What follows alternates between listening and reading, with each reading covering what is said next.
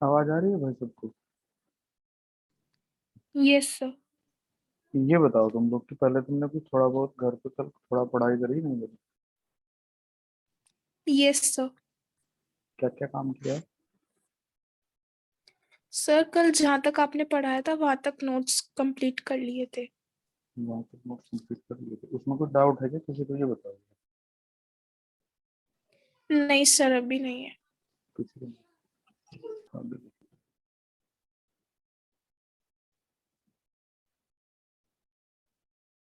हम centre of mass find out कर रहे थे, कॉन्टिन्यूअस बॉडी। Yes sir. उसमें अब दूसरा केस है।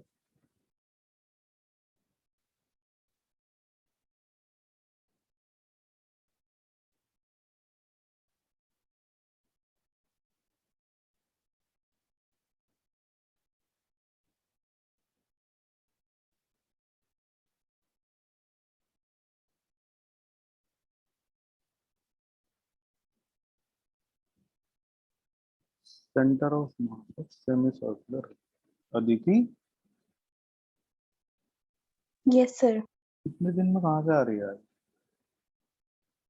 सर मैं ना नैनीताल गई हुई थी, वहां पे लैंडस्लाइड वगैरह हो गई थी तो जियो के सिग्नल ही नहीं थे। लो भैया, तुम बरसात के टाइम में पहाड़ों पे घूमने जा रही हो, बताओ। हिल सर उससे स्टेशन, पहले ही गए हुए थे, वो बाद में हुआ। मतलब हिल स्टेशन घूमने का सबसे अच्छा टाइम पता है कौन सा होता है? दिसंबर, जनवरी, फरवरी का होता है। आगे से भी हाँ याद रखो, जी। बरसात के बाद कभी भी हिल स्टेशन पर नहीं जाते, क्योंकि बरसात बारिश के टाइम पे सारे के सारे पहाड़ ना इतने कच्चे होते हैं बहुत ज्यादा, जैसे धूप निकलती है तो वो तुरंत गिरने लगते हैं। जी सर। अब फिर ये बीच में से चैप्टर कैसे समझ आएगा? सर आधा यूट्यूब से देखूंगी अब। ठीक है, कुछ देख लेना, कुछ मैं कल की वीडियो भेज दूंगा तो उसे देख लेना तो हेल्प हो जाएगी, नहीं तो बीच में से ऐसा चैप्टर है समझ नहीं आएगा, थोड़ा घूमना फिरना ना, मतलब ठीक है सर। बंद करना चाहिए। फिलहाल ये घूमने का टाइम नहीं है, फिलहाल तो ये पढ़ने का टाइम।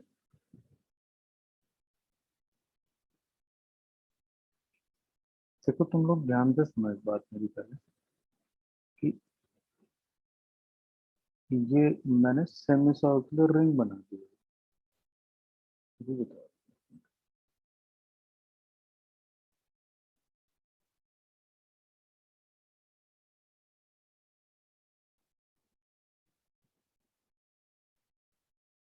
समझ पा रहे हो ना ये? Yes sir. मतलब जब भी हम किसी सेंटर ऑफ मास को फाइंड आउट करेंगे किसी बॉडी का, तो तुम्हें तुम्हें ये याद रखना है कि अगर तो उस बॉडी के अंदर कोई एक एक्सिस ऑफ सिमेट्री है, अगर तो उस बॉडी के अंदर कोई एक एक्सिस ऑफ सिमेट्री है, तो सेंटर ऑफ मास जो होगा उसी एक्सिस ऑफ सिमेट्री के ऊपर लाई करेगा। ठीक है सर। मतलब जैसे मैंने ये एक्सिस बनाया है भाई, ये वाई एक्सिस है और ये एक्स एक्सिस है, ऐसा मान लो। तो मतलब देखो, मैं ओरिजिन ना इस पॉइंट को भी ट्रीट कर सकता था, लेफ्ट हैंड को। Yes sir. पर फिर अब देखो, मैंने तुम्हें बताया कि जो एक्सिस ऑफ सिमेट्री है सेंटर ऑफ मास उसी पे लाई करता है। क्यों? क्योंकि एक्सिस ऑफ सिमेट्री के लेफ्ट राइट या फिर एक्सिस ऑफ सिमेट्री के अप और डाउन जो मास का डिस्ट्रीब्यूशन है वो सेम होता है, इसीलिए तो उसे एक्सिस ऑफ सिमेट्री कहते हैं। Yes sir. तो एक्सिस ऑफ सिमेट्री के जब दोनों तरफ मास बैलेंस्ड है, तो सेंटर ऑफ मास को ना लेफ्ट जाने देगा ना राइट जाने देगा, उसी लाइन के ऊपर रखेगा जो एक्सिस ऑफ सिमेट्री है। Yes sir. तो अगर हम वाई एक्सिस को एक्सिस ऑफ सिमेट्री देखते हैं, तो सेंटर ऑफ मास जो होगा इसी पे ही होगा, कहीं इस एक्सिस पे, यहाँ हो जाए, यहाँ हो जाए, यहाँ कहीं भी वो इधर उधर नहीं होगा। तो तुम्हें अगर ये ओरिजिन मानते हो तुम लोग ओ डैश को, अगर तुम ओ डैश को ओरिजिन मानते हो, तो तुम्हें centre of mass find out करने के लिए कितने कोऑर्डिनेट निकालने पड़ेंगे? सर एक। सिर्फ वाई कोऑर्डिनेट निकालना पड़ेगा। Yes sir. पर अगर सेंटर ऑफ मास ये क्रॉस वाला पॉइंट है और ओरिजिन मानते हो ओ को, तो तुम्हें उसके लिए दो कोऑर्डिनेट निकालने पड़ेंगे, एक्स भी और वाई भी। हाँ सर। तो ये बात ध्यान रखो कि जब भी तुम्हें centre of mass find out करना है तो पहले ये देख लो कि बॉडी किसी एक्सिस के अबाउट सिमेट्रिकल तो नहीं है। अगर बॉडी किसी एक्सिस के अबाउट सिमेट्रिकल है तो उसी एक्सिस पे सेंटर ऑफ मास होगा। तो उससे तुम्हें ये थोड़ा कन्वीनियंस हो जाएगी कि मतलब ओरिजिन उसी एक्सिस के कॉरस्पॉन्डिंग डिसाइड कर लो। समझ पा रहे हो? Yes sir. अब ये होगा, मैंने तुम्हें क्या बताया था कि कॉन्टिन्यूअस मास डिस्ट्रीब्यूशन को पहले हम छोटे छोटे पीसेस में डिवाइड कर देते हैं ऐसे। तो तुम ये देखो, पहले तो ये छोटे छोटे पीसेस में मैं इसको कट कर रहा हूँ रिंग को। तो एक तो अगर ये एक लाइन में, जैसे हमने कल रॉड का किया था, तो रॉड को हमने ऐसे ऐसे छोटे छोटे पीसेस में डिवाइड कर लिया था। तो वहां पे हमने एक्स को एक लाइन में इंटीग्रेट कर दिया था along the length of the rod. समझ रहे हो ना? हाँ सर। तो वेरिएबल हमने बनाया था एक्स को, क्योंकि सारे पार्टिकल एक ही लाइन में थे। पर यहाँ पे देखो, सारे पार्टिकल की पोजीशन किस तरह से एक्यूमुलेट करोगे इन पार्टिकल को। सर एक्स और वाई कोऑर्डिनेट्स में। नहीं, इन पार्टिकल को हम एक्यूमुलेट करेंगे एंगल की टर्म। Yes sir. इस तरह से देखो, मतलब हम कहेंगे कि हमने वहां तो एक एलिमेंट कंसीडर किया था at at distance x having thickness dx। यहाँ हम लोग एक एलिमेंट कंसीडर कर रहे हैं, ये जो मैंने ब्लैक कलर से मार्क किया है, जो नीचे से थीटा एंगल ऊपर है और उसकी खुद की जो लेंथ है वो सेंटर ऑफ रिंग के ऊपर डी थीटा एंगल सबटेंड करती है। बोलो, ये बात समझ आई या नहीं?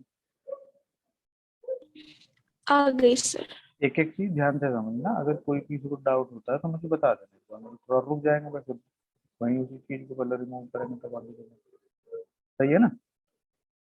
अब यहाँ क्या यस सर। करेंगे कि divide the ring into many smaller thin elements and consider one such element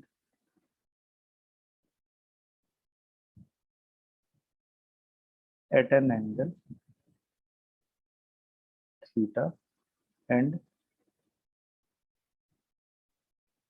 subtending angle d theta at the center।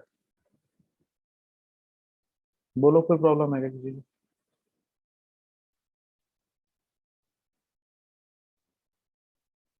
Hmm? Sir हाँ, कोई प्रॉब्लम है किसी को? नहीं सर। हमने पूरी रिंग को छोटे छोटे एलिमेंट्स में डिवाइड कर लिया और ऐसा एक एलिमेंट सेलेक्ट कर लिया जिसकी लुक, क्योंकि अगर हम एंगल को चेंज करते हैं, जैसे यहाँ पे एंगल कुछ और होगा, यहाँ पे एंगल कुछ और होगा, यहाँ पे एंगल कुछ और होगा, यहाँ कुछ और, तो सारी रिंग कवर कर सकते हैं हम लोग एंगल को चेंज करके। तो हमें कौन सा कोऑर्डिनेट निकालना पड़ेगा भाई यहाँ पे?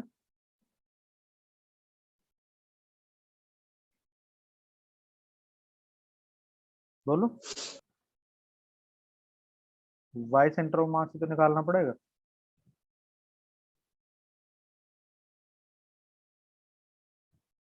अरे आवाज नहीं जा रही है तुम लोगों को तक मेरी? सर ये रिपीट करना एक बारी। क्या चीज करूं बताओ?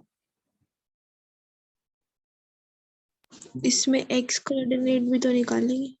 नहीं, अभी थोड़ी देर पहले तो मैंने तुम्हें बताया कि जिस एक्सिस के अबाउट, जिस लाइन के अबाउट बॉडी सिमेट्रिकल होती है, हमें सेंटर ऑफ मास उसी एक्सिस पे मिलता है। तो ये वाई एक्सिस के अबाउट सिमेट्रिकल है, तो centre of mass Y coordinate ही देगा, एक्स कोऑर्डिनेट उसका होगा ही नहीं।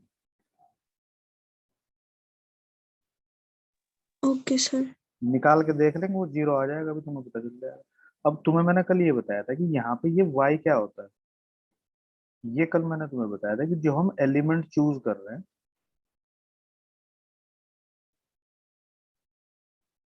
उसके सेंटर ऑफ मास के वाई कोऑर्डिनेट है। Y coordinate of centre of mass of element. अब तुम ध्यान से एलिमेंट। देखो, हाँ अब ये ध्यान से देखना भाई जरा, मतलब ये जो एलिमेंट तुमने कंसीडर किया है वो ये है, ये वाला, इसका सेंटर ऑफ मास इसी के अंदर ही तो होगा, ये जो मैंने ब्लैक डॉट से बनाया है।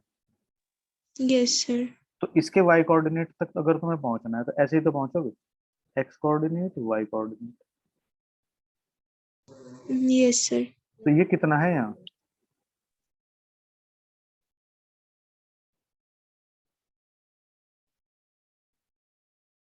ये आर कॉस थीटा है, ये आर साइन थीटा है।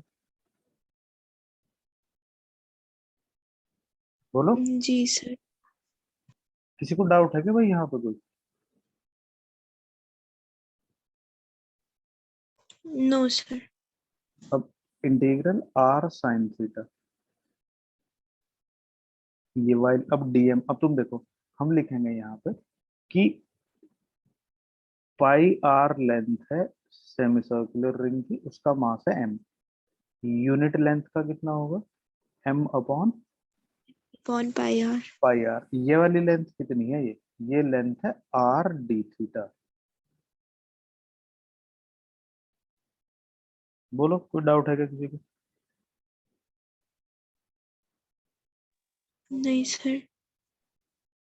अब नीचे की तरफ जब हम इन सारे एलिमेंट्स को जोड़ देंगे तो इन सबको जोड़ के क्या आएगा, mass of the semi circular ring ही तो आएगा। Yes sir. मतलब मास यहाँ यूनिफॉर्मली डिस्ट्रीब्यूटेड है, तो मास तुम्हें दिया भी नहीं होगा तो तुम्हें अपनी तरफ से मान लेना है कि let mass of the ring is m, तो वो क्या हो रहा है, वो दोनों जगह से एलिमिनेट हो जाएगा ऐसे। अब तुम ये बताओ कि ये पूरा एक्सप्रेशन तुम्हें सेंटर ऑफ मास प्रोवाइड कर रहा है, पर इसमें हमें इंटीग्रेट करके चीजों को जोड़ना है, तो हम कहाँ से कहाँ तक चीजों को कलेक्ट कर रहे हैं। पहले एलिमेंट के लिए थीटा कितना होगा, 0, और जब ऊपर तक यहाँ चले जाएंगे लेफ्ट साइड तक तो कितना होगा, 180। 180। तो यहाँ से वाई सेंटर ऑफ मास कितना होगा, r upon pi into sine theta का इंटीग्रेशन होगा minus cos theta, yes sir. और ऊपर की लिमिट रखेंगे कॉस पाई माइनस कॉस 0, तो ये हो जाएगा minus r upon pi into -1 minus, तो ये 2r अपॉन पाई होगी।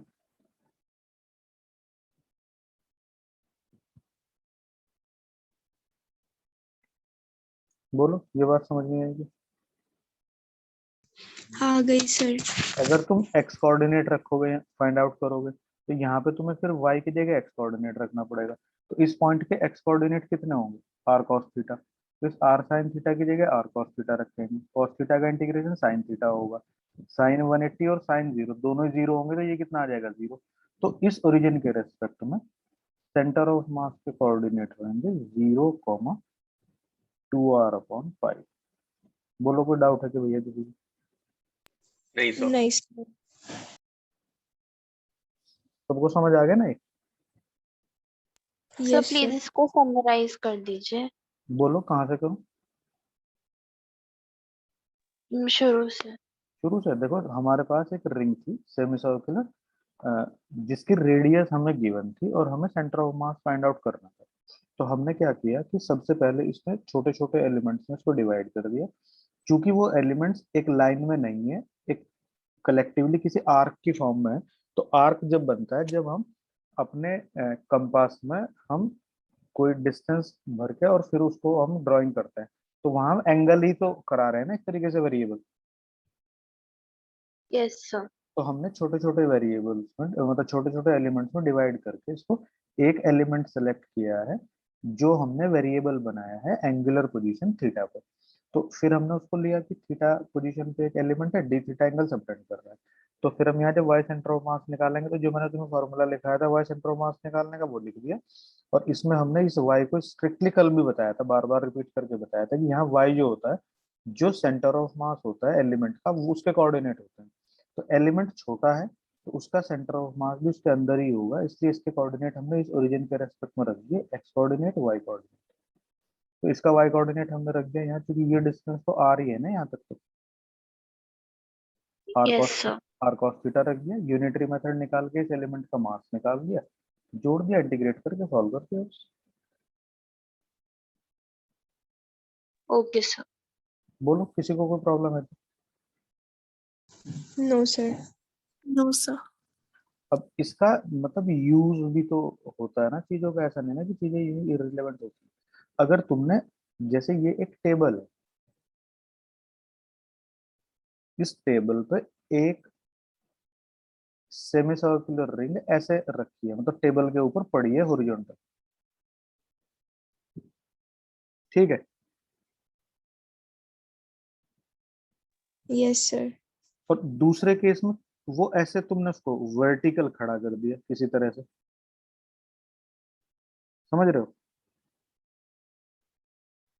Yes sir. Yes sir. तो अगर हम टेबल को ही रेफरेंस लेवल मान लें, तो यहाँ सारे के सारे जो रिंग के एलिमेंट्स हैं वो कहाँ पे हैं, फर्स्ट पोजीशन में। सारे के सारे जो टेबल के ऊपर ही तो हैं, सारे के सारे जो एलिमेंट्स हैं इस रिंग के। Yes sir. तो इसकी पोटेंशियल एनर्जी कितनी होगी यहाँ। 0 होगी रेफरेंस लेवल। हाँ, अब यहाँ जब तुमने उसको वर्टिकल प्लेन में खड़ा कर दिया, तुम ये देखो, ये एलिमेंट अलग ऊंचाई पे है, ये एलिमेंट अलग ऊंचाई पे है, ये एलिमेंट अलग ऊंचाई पे है, ये अलग पे है, ये अलग पे है। फिर ये उधर की तरफ जाते टाइम पहले की तरह ही रिपीट होने लगेंगे। तो यहाँ इनफाइनाइट एलिमेंट, सबकी हाइट अलग अलग है। Yes sir. तो यहाँ जो एक तो पोटेंशियल, वेरिएबल बना के इसको इंटीग्रेट कर देंगे ना सब पे। नहीं मैं बता रहा हूँ ना अभी, जो पोटेंशियल एनर्जी होगी वो होगी भाई DmGH1 plus DM2GH2 plus DM3GH3। तो ये हमें इनफाइनाइट एलिमेंट है, तो इनफाइनाइट बार जोड़ना पड़ेगा। Yes sir. इससे कंपैरिजन में तुम ये मान सकते हो कि भाई ये जो रिंग हमने यहाँ खड़ी की है ऐसे, तो इसकी सेंटर ऑफ मास यहाँ से कितने ऊपर है, 2r/π। हाँ है सर। तो इस पूरे इफेक्टिव मास को हम ये मान लेंगे कि हमने इतना ऊपर शिफ्ट किया है, तो यहाँ इसकी जो पोटेंशियल एनर्जी होगी वो होगी mg 2r/π। तो कोई पूछे कितना वर्क किया है, इसमें से इसको माइनस कर दो, पहले उसकी पोटेंशियल एनर्जी 0 थी, अब इतनी करती, तो इन दोनों का डिफरेंस वर्क डन होगा। समझ पा रहे हो ना किस तरह से यूज होगा ये। Yes sir. अगर ये, यस सर। अगर ये जो ये थी क्या कहते हैं, मतलब रिंग थी, अगर हम इसको टेबल पे ऐसे गिरा दें तो फिर ये रोटेशन वाला चैप्टर हो जाएगा, इस एक्सिस के अबाउट ये रोटेट होकर गिर पड़ेगी। वो इसकी एंगुलर वेलोसिटी पूछ सकता है, तो वहां पे हम फिर लिखेंगे कि loss of potential energy equal to gain in rotational energy. मतलब इसका रिलेवेंस भी समझ पा रहे हो ना तुम क्या है। Yes sir. यहाँ तक किसी को कोई प्रॉब्लम तो नहीं है। No sir. अब हम सेंटर ऑफ मास निकालेंगे फिर।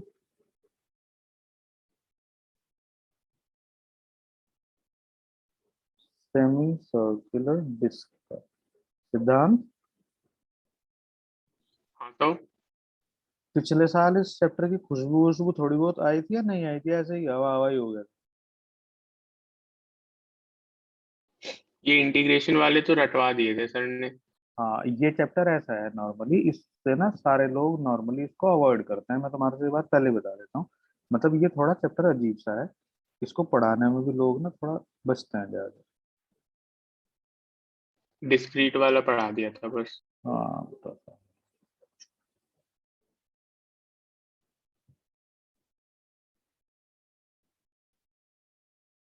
मैंने कल तुम्हें ये बताया था भाई, अगर तुम्हें याद हो, कि हमें किसी भी कॉन्टिन्यूअस मास डिस्ट्रीब्यूशन की centre of mass find out करने के लिए उसको छोटे छोटे ऐसे एलिमेंट्स में डिवाइड करना पड़ेगा कि जिस सक्सेसिव जिस तरह के एलिमेंट्स को जोड़ने से वो पूरा सिस्टम बन जाए।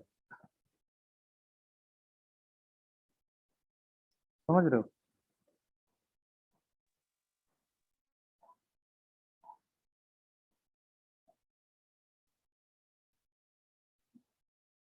ये सेमी सर्कुलर डिस्क है, रेडियस r की। बोलो यस सर। सेंटर ऑफ मास कहाँ पे होगा,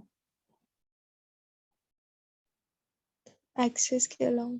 y एक्सिस पे होगा। तो हमने y एक्सिस को ही सीधा सीधा फोकस किया है एक तरफ, मतलब ओरिजिन हमने वाई एक्सिस के इंटरसेक्शन पे मार्क कर लिया, नहीं तो ओरिजिन कहीं और भी मार्क कर सकते थे, उसमें तुम्हें दोनों कोऑर्डिनेट निकालने पड़ते, तो यहाँ दोनों कोऑर्डिनेट ना निकालने पड़े, इसलिए मैंने वाई एक्सिस के साथ ही ओरिजिन नीचे मार्क कर दिया। Yes sir. अब जो हमने पढ़ा है जरा उसका हम सिग्निफिकेंट यूज इसी क्वेश्चन में देख लेंगे किस तरह से होता है। अब ये बताओ पहले कि ये इस तरह की डिस्क को कंप्लीट करने के लिए किस तरह के एलिमेंट में इसको डिवाइड किया जाना चाहिए।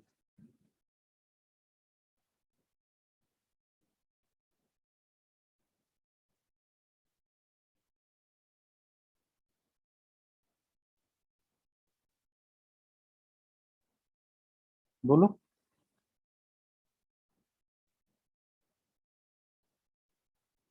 सर डिस्क ही बनेगी।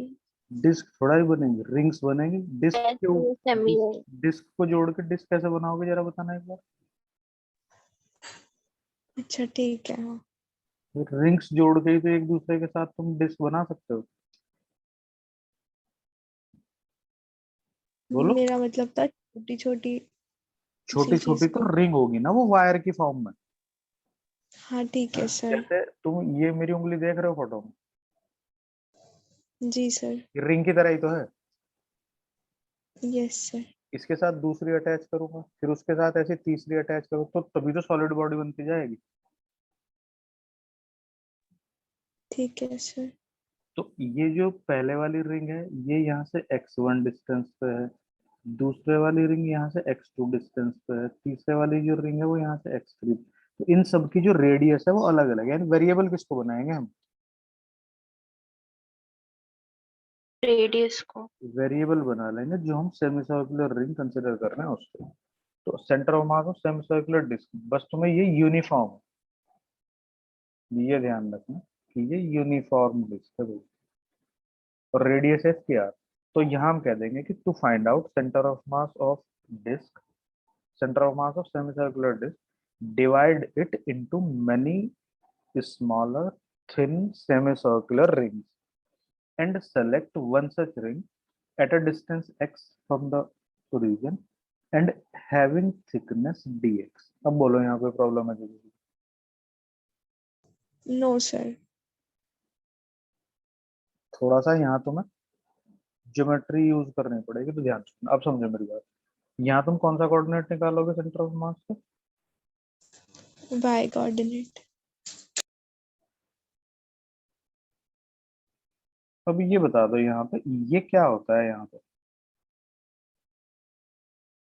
एलिमेंट का सेंटर ऑफ मास y का y. coordinate of center of mass of element। अब एलिमेंट कौन है, रिंग। बोलो। Yes sir. सर। रिंग का सेंटर ऑफ मास हमने अभी निकाला है थोड़ी देर पहले, आर रेडियस की रिंग का सेंटर ऑफ मास कितने ऊपर होता है, 2r/π। तो यस सर। एक्स रेडियस की रिंग का एलिमेंट का सेंटर ऑफ मास कितने ऊपर होगा। 2x/π। मतलब यहाँ तुम्हें साफ दिखाई दे रहा है कि यहाँ एलिमेंट एक्स डिस्टेंस दूर है पर उसका सेंटर ऑफ मास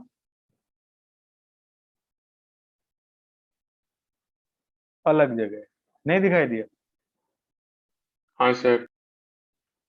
कुछ केसेस में सेंटर ऑफ मास और एलिमेंट वही होता है, तो हम उसकी बात नहीं कर रहे, यहाँ चीजें अलग होती हुई तुम्हें दिख रही। बोलो, कोई प्रॉब्लम है क्या किसी को भाई। हाँ सर। नहीं है नहीं सर। सर। अब डीएम कैलकुलेट कैसे करेंगे देखो। मतलब अगर तुम मार्केट में से मतलब कोई चीज खरीदने जाते हो जो 2 डायमेंशनल है, तुम वहां जाके क्या पूछते हो कि कितना इसका प्राइस पर स्क्वायर मीटर है या पर स्क्वायर फीट है। Yes sir. फिर जितना एरिया तुम चाहते हो उससे मल्टीप्लाई कर लेते हो, उसका प्राइस आ जाता है, ऐसे ही तो निकालते हो भाई। Yes sir. तो यहाँ हम हाँ कहेंगे sir. πr² semi circular ring का एरिया है, इसका मास m है, यूनिट एरिया का मास कितना होगा m/πr²/2, ऊपर भेज दिया। तो ये जो शेडेड पार्ट है ये कितना है ये बता दो, इसका एरिया कितना लूं मैं। अब सुनो मेरी बात, इस शेडेड पार्ट को अगर तुम यहाँ से निकाल दे ऐसे, और तुम इसको एक स्ट्रेट लाइन में ऐसे स्ट्रेट कर दो, तो ये रेक्टेंगल ही तो दिखेगा तुम्हें। Yes, sir. तो इस रेक्टेंगल का एरिया कितना होगा, लेंथ इंटू ब्रेड्थ, तो लेंथ कितनी है 5x और ये थिकनेस कितनी है dx, बोलो। सर ये फिर से Yes, sir. बता दो। भाई ये मतलब ये वाला जो शेडेड पार्ट है इसको मैंने यहाँ से निकाल के सीधा कर दिया, तो रेक्टेंगल जैसे तो बन जाएगा ऐसे। ये जो अच्छा लेंथ ठीक होगी है इसकी, ये जो लेंथ होगी इसकी पूरी यहाँ तक सेमी सर्कल है, ये dx जो है वो ये। Okay sir. ऐसी अगर तुम्हें इस तरह से प्रॉब्लम हो रही है तो भाई तुम ऐसा कर सकते हो,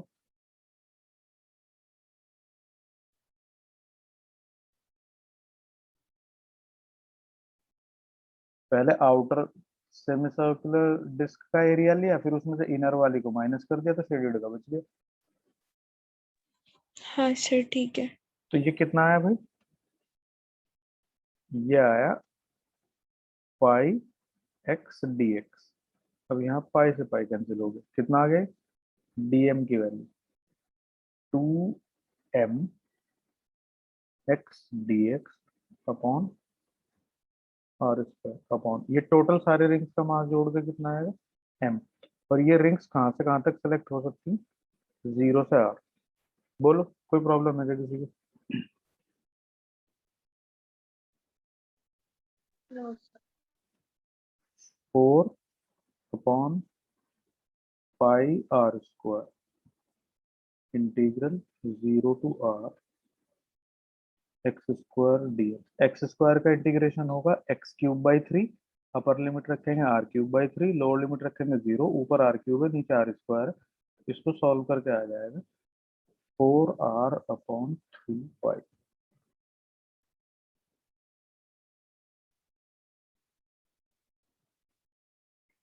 बोलो कुछ समझ आएगा। Yes, sir. Yes, sir. तो जो सेमी सर्कुलर डिस्क होगी उसका centre of mass y coordinate के ऊपर यहाँ से 4r अपॉन 3 पाई डिस्टेंस पे होगा, अगर इसकी रेडियस r है।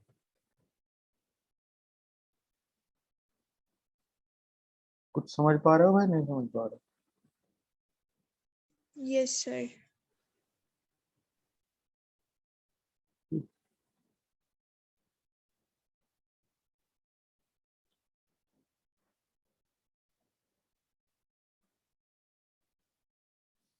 सेंटर ऑफ मास ऑफ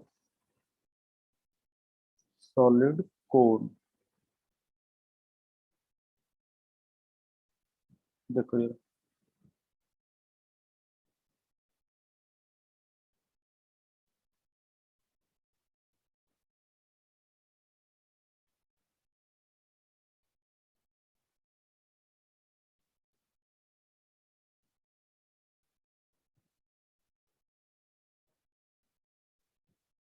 अब ये बताओ, ये तो 3 डायमेंशनल बॉडी है ना, Yes, sir.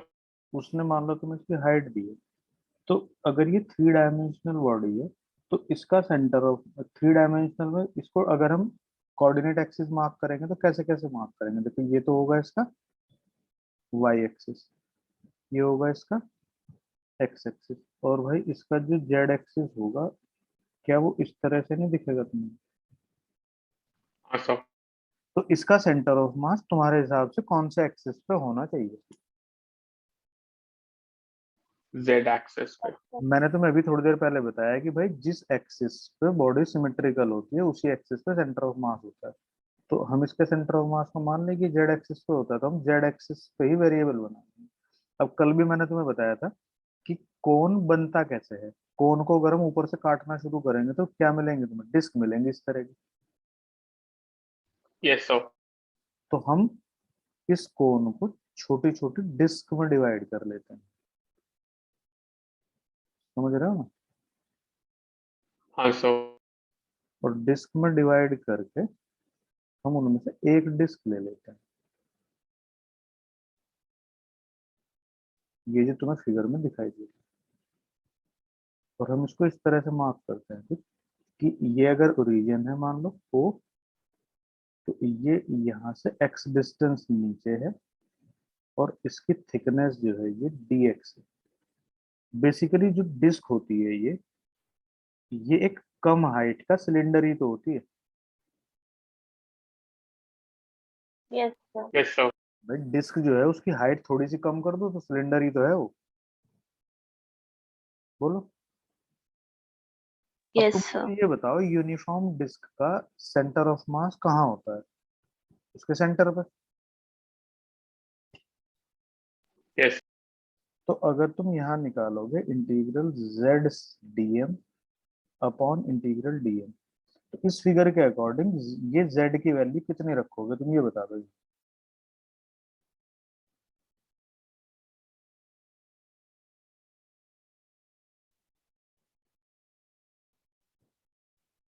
बोलो, किसी को समझ नहीं आई गई?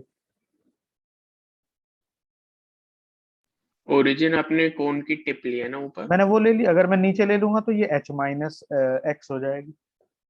ठीक है सर। उसमें कोई इतना बड़ा इशू नहीं, समझ गए ना ये बात? हाँ सर।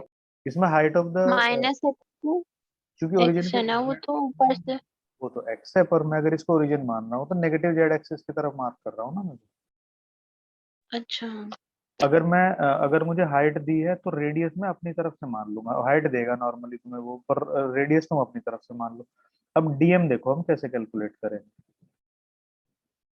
एम मास है कोन का, जो कितने वॉल्यूम का है? कितने वॉल्यूम का? बोलो।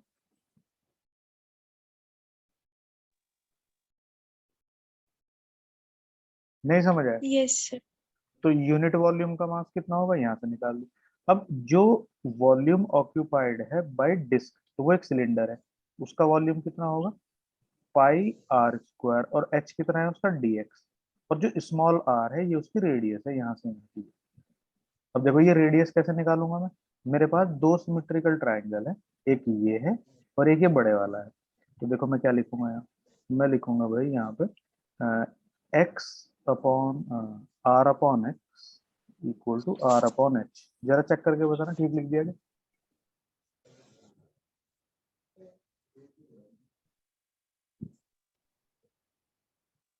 Yes sir. तो रेस्पॉन्ड भी नहीं करते, पता नहीं तुम 10th 11th में क्या ही पढ़ गए मुझे समझ। आर स्क्वायर की वैल्यू कितनी होगी यहाँ से? R square x square upon h. देखना सही लिख दिया क्या? आर स्क्वायर से आर स्क्वायर कैंसिल हो, चेक करके बताओ सही है क्या?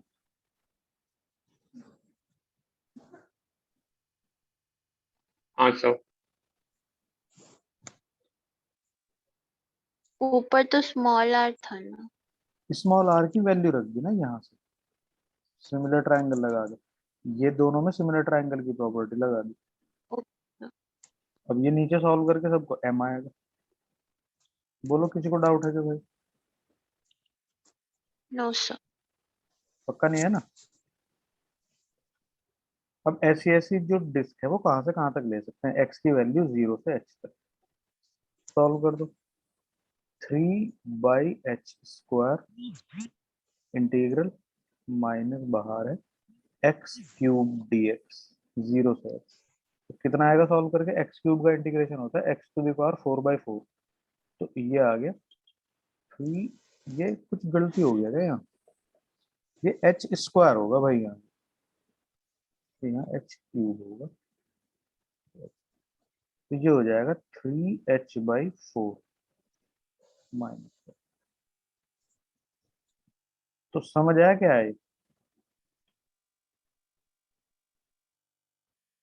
हम्म? Yes sir. कि जो हमारे पास कोन है उसका सेंटर ऑफ मास टॉप से कितना है? 3h/4। तो बॉटम से कितना है? h minus 3h/4। h/4।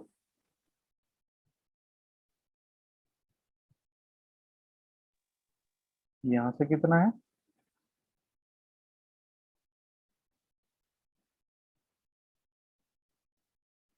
Three h/4। बोलो। Yes sir. अब तुम ये बता दो कि पहले केस में पोटेंशियल एनर्जी ज्यादा है, दूसरे केस में ज्यादा है?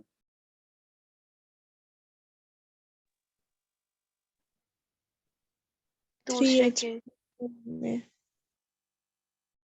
और जो ज्यादा एनर्जेटिक होता है वो लेस स्टेबल होता है। ये बात हम कर चुके हैं, डिस्कस वर्क पा रहे हैं वाले पे। Yes sir. तो ये ज्यादा स्टेबल है, ये ज्यादा स्टेबल है। फर्स्ट वाला। क्यों? क्योंकि उसकी पोटेंशियल एनर्जी कम है, क्योंकि उसका सेंटर ऑफ मास नीचे है। और सेंटर ऑफ मास नीचे क्यों है? क्योंकि यहाँ पे ये हैवियर पार्ट देखो, मोटा मोटा पार्ट नीचे है और इसका जो थिन पार्ट है वो ऊपर है। यहाँ थिन पार्ट नीचे है और ब्रॉडर पार्ट ऊपर है, तो ज्यादा मास ऊपर है तो पोटेंशियल एनर्जी भी ऊपर से। बोलो, yes yes sir. Sir. Practice करके देखोगे इसकी घर पे जाके? हाँ सर। मतलब ये चैप्टर अगर थोड़ा धीरे धीरे भी करोगे तो भी कोई समस्या नहीं, क्योंकि चैप्टर थोड़ा टिपिकल है। इन सारी चीजों की प्रैक्टिस कर लेना भाई घर जाके एक बार, ठीक है? ठीक है ओके सर। चलो कल मिलेंगे। Good night sir. Good night. Thank you sir.